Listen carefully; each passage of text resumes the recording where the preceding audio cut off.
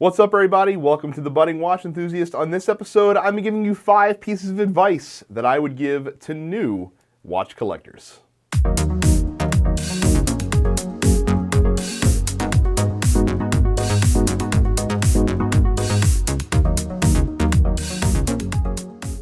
So I've been collecting now for, about 6 months, give or take. Not been doing the channel that long, but that's when about 6 months that I've been actively kind of watch collecting. Being as I've been doing this for a few months now and have a better idea and a better, lay of the land in the collecting space, I wanted to throw out 5 pieces of advice that I would give to newer watch collectors if you're getting into it for the first time. Now, this isn't exclusive for new collectors. Perhaps there's advice in here for old collectors as well. That there may be something you didn't think of before, perhaps. And again, this is just these are just 5 personal things that I found useful or lessons that I've learned the hard way in these first 6 months. So like I said, hopefully you guys find this useful. Before we get into it, a quick wristwatch check. I have stolen my wife's Dan Henry 1939 vintage chronograph. Is a watch that I intended to get more time with already, but then I got the Stratton Synchro and it got derailed and pushed off to the side. But now that I've spent some time with the Synchro and I've reviewed the Synchro, which I'll leave a link in the description as well, I'm going to give this watch some time now on the wrist, hopefully review it soon, maybe even battle the Dan Henry and the Synchro. We'll see, perhaps. We'll check it out. So let's get this started. Like I said, 5 pieces of advice that I would give to new watch collectors. Piece of advice number 1, do not impulse buy over $100. Now, that price point is going to vary from person to person. $100 is my price point. I will never impulse buy a watch that's over $100. And the reason for that is simple.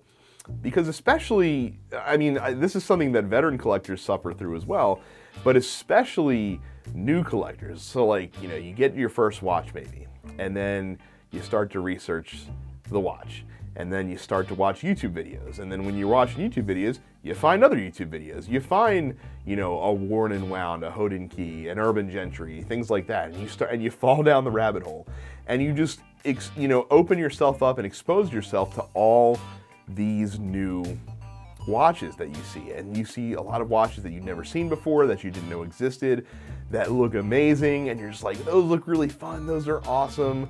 And in my case, I'm just like, oh man, like I have the money for this. I could buy this, Seiko Samurai right now. I could buy this, Laco Flieger watch right now if I wanted to, and it looks awesome. But I would urge you to never buy on impulse, because when you buy an impulse, it leads to regret, because everyone crushes on watches that look awesome that they see for the first time. And then inevitably, if you end up buying some of those watches, you end up being a little disappointed at the end of the day, and then selling it off for, 80% of what you paid for it, or 75% of what you paid for it. Now, fortunately, I have resisted this so far. I'm very proud of myself because I tend to be an impulse purchaser for other things, but I've been really good about watches. So my method is, if I see a watch that catches my eye that I really like, I'm like, ooh, I think I might want that. I will, I'll watch the videos. I'll check out some shops. I'll see some prices. And I'll just I might do like a saved search on eBay as well. And I'll kind of bookmark it. And, every couple days I might check the eBay search and, get a notification about that. I might look into other shops, seeing like, hey, let me price this watch. What does it go for used? Let me learn more about the movement. Let me research the watch a little bit more. And what I found is that if it's a watch that I keep continually coming back to over the course of 2 to 4 weeks, then I can be pretty assured that I do really want the watch. And then I might start getting serious, and then I might start actually looking into purchasing the watch.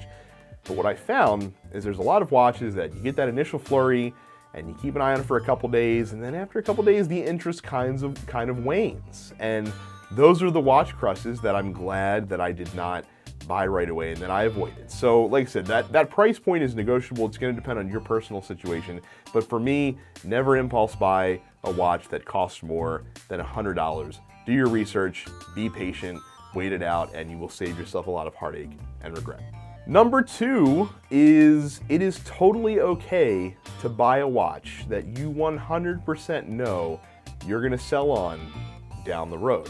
Now, you may say, oh, that kind of runs contradictory to number 1, contradictory to number 1. Didn't you just say you want to make sure that you're buying a watch that you don't want to immediately flip it? Well, there's a difference between buying a watch and then flipping it, catch and release right away, as there is to buying a watch that you know that you're going to enjoy for a period of time, but you also know that down the road, as you achieve some of your collecting goals, that's going to be a redundancy in your collection. And I'll give you a terrific example of this. My Squale 1545 root beer is a watch that I really like, my wife really likes, and it's a fun watch. It's a unique watch in my collection. The root beer dial is still amazing. It's still a terrific dive watch. However, I know my collecting goals. I know that, down the road, maybe I want to get a Squale 1521. Maybe I want to get a Tudor Black Bay. Maybe I want to get like an Oris dive or something like that. But these are watches that when I get them, the Squale is going to be a bit of a redundancy. I'm not going to need that watch anymore once I get a better dive watch. So, and I bought that with that in mind. Like I figured that this was a watch that I'm going to have, I don't know for how long, but that I'm going to have temporarily. And there's no problem with that. Like there's no issue with buying that watch and enjoying it for, a year or two. So, the Squale, I think I spent like $550 on. I'll get a year or two out of enjoyment. Down the road, if I decide to upgrade to a 1521, if I decide to get a Black Bay, then I can still probably flip that watch. I'll still probably be able to sell it for anywhere between $400 and $450.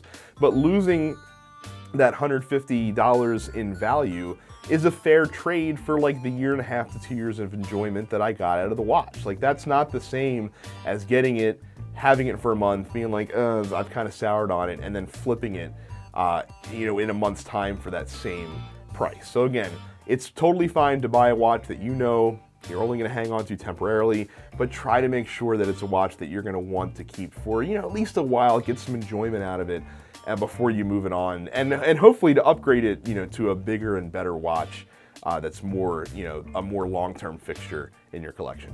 Number 3, and this is one that I ran into immediately once I started collecting, and that is don't get into vintage watches too early. I know it's tempting. I know that, when you watch these YouTube videos and you see these awesome vintage watches, you're like, oh man, that's cool. Oh man, I can get an Omega Seamaster for, a vintage Seamaster for like $500. That's crazy. Why wouldn't I do that? And you're right. It is cool, but don't jump into vintage before you know what you're looking for, because vintage watches are easily the easiest area to get burned. This happened to me. Now, fortunately, it was for a relatively inexpensive watch, but it was a Timex Mercury that I bought. I featured it in my first video that I ever put out where I did my State of the Collection. I said, hey, here's this Timex Mercury that I got. Well, guess what? That watch was put on eBay from a seller that said it was keeping terrific time and it was in great condition. And the watch was in great condition, and the watch looked as it should, but it wasn't keeping great time. It was either stopping at points throughout the day, or just it was so slow that it was losing just an inconceivable amount of time throughout the day. And I was actually really fortunate because the seller did accept returns, and even though I was past his return policy, he was willing to return the watch at full value, which he didn't have to do, and I really appreciate that he did. But it taught me a very valuable lesson in that I shouldn't be buying vintage watches before I understand more of what to look for from the vintage market. So again, don't jump into vintage watches right away. There's plenty of other modern watches, new watches that you can check out and enjoy that you won't wade into possibly wasting money. Once you learn more about watches, once you have a little bit more knowledge, and once you can find some maybe sellers that you can trust a little bit more, then maybe you can dip your toe into the vintage market. But it's not something that I think that newer watch enthusiasts should be trying to get into right away. So it may be tempting. You may see some things that look like great deals out there. Don't get vintage too early. Wait it out a little bit. Number 4, it happens all the time, right? You get a new watch and you enjoy it for several weeks, and then the honeymoon period ends, right? Like it starts to wane on you a little bit, and you're just like, oh, I'm ready for something new. I'm ready to see something new on my wrist. And the compulsion is to go out and buy another new watch, which can cost you a couple $100 at least, if not more. How about though, instead of buying a new watch, you get some new watch straps. Watch straps are a fantastic way to freshen up a watch that you already own and make it completely new again. It's one of the coolest part of watch straps is that it can take a watch that you are bored of or maybe not using as frequently because you're just kind of fatigued of it, and make you want to wear it all the time because it's giving it a new fresh look. It's giving it some ways that you can match it up with some other, with some of your wardrobe and that sort of thing. But buying new watch straps is infinitely cheaper than buying a new watch. I've definitely caught myself a couple times ready for something new, and instead of going out to buy a new watch, I'll get some new watch straps, and that it fills the same void basically. Like it fills the same, desire for something new, and it's a way to freshen up your watch collection a little bit without spending hundreds of dollars on a new watch. So like I said, when that compulsion hits you to ready for something new and you want to get a new watch, maybe you get some new watch straps instead, spend a fraction of the cost, and you might carry you over. It's kind of like, if you're hungry, maybe you just need something to drink and you don't need to go eat like a big meal that's gonna ruin you there. So like I said, watch straps instead of watches, sometimes your wallet will probably be happier for you. And the 5th lesson, this is arguably the most important lesson, and that is that don't ever let yourself give in to FOMO. And what is FOMO? FOMO is fear of missing out. And it can be very easy, especially if you're working with a limited budget for watches, as I do, to kind of feel like that you're getting left behind even early on, because a lot of the YouTube channels that you see out there, they have luxury watches, they have a lot of really cool watches that you may want to check out yourself, but for whatever reason, whether it's financial means, whether it's just the fact that those watches just aren't available to you because maybe they're discontinued or hard to find, you can feel like that you are somehow not getting the full experience of watch collecting because you can't get this Rolex or Omega or Tudor or whatever, or what have you right away. And don't give in to that feeling, because there are so many watches out there and so many watches at various price levels, various experience levels that are so much fun to enjoy. I talk about micro brands sometimes, watches that are unique. I mean, this Dan Henry is a micro brand watch for crying out loud. But these are watches that are very unique in design, that can give you very different experiences than big watch companies, and they tend to be very affordable. So maybe check out some micro brand watches, or just, don't fear climbing the ladder slowly. Like I said, I've gotten, I own a couple watches that are around $500, and I'm not ready, financially to jump into that Tudor Oris, that mid-$1,000 to $2,000 range quite yet, because it's just not in my circumstances right now. But I can appreciate those watches from afar, and look at them from afar and be like, man, it's gonna be really cool to own that one day. But I don't feel like discouraged of like, oh man, it sucks that I can't get this Tudor Black Bay right now. Like, those watches will be there. That's the thing, is that those luxury watches, those watches that you want down the road, they're not going anywhere. Like, especially the timeless ones, the classic ones that are never going to be out of style. You're gonna be able to get them. I mean, obviously, like if a special edition comes along that's like, oh man, like a good example is the Omega Speedmaster 70th anniversaries that they're issuing, that they showed off at Bassett Like, I really want those watch. I really want that watch. I know that I don't have $6,000 to drop on that watch right now, and it's probably going to be hard to find, and the prices for them will get jacked up over time as they become rare to find. I've made my peace of the fact that I'm not going to own that watch. That's no problem for me. But there's so many other watches to experience, so many cool watches that are in my wheelhouse right now that I can afford, that I don't allow FOMO to bother me at all. And you shouldn't either, because again, there's a watch for everybody, no matter what your price is, no matter what your taste is. No matter what brands you like, there are watches out there that you can find that are going to be awesome. Don't ever feel discouraged that you can't, get that cool watch that you saw on that one channel, or that one dude had, or this, that, or the other, because there's just so much stuff out there. FOMO should not be a part of your mindset, and you'll have a lot more fun that way. Like I said, there's tons of cool watches out there. Don't feel like you're ever missing out. So that is it. That is my five pieces of advice that I would give to new watch enthusiasts.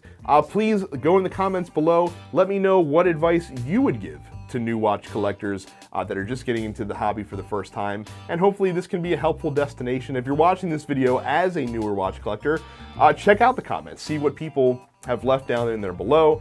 If you enjoyed this video, if you found it informative, please hit that like button, and also make sure you subscribe to the channel. Hit the red subscribe button down there below. Click the bell icon as well. That way you'll be notified whenever I post new videos. I thank you all very much for watching, and I will see you next time.